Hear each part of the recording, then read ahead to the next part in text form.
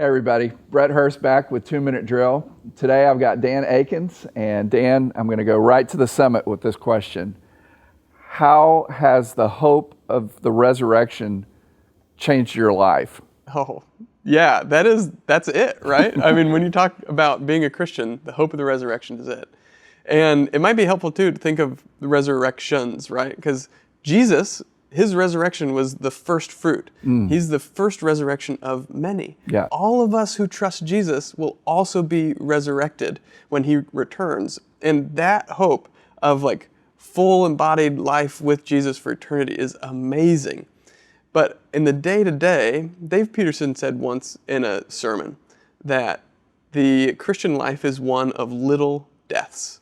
And what he meant by that was every day we're giving over more and more of our life to Jesus. You know, this area of sin, we need to die in that. This area of selfishness, we die in that. Or this area where we're clinging on to something that's not about Jesus, we need to die in that.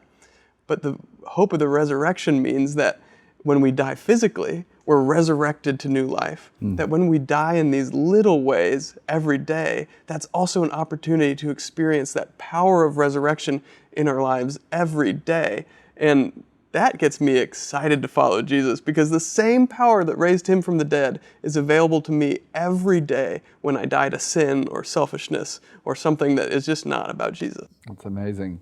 So obviously the critical, most important resurrection was Christ's resurrection, which opened the door for our resurrection and then all these other life transformational experiences you're talking about. Absolutely. The power of the resurrection is not just about going to heaven when we die, but it's about living in the fullness of who Jesus is now and enjoying that full life that Jesus has promised us. It kind of reminds me of Ezekiel and the dead man's bones. Oh, yeah. You know, coming to life. I mean, that's what we crave every day, really, if we're present to it.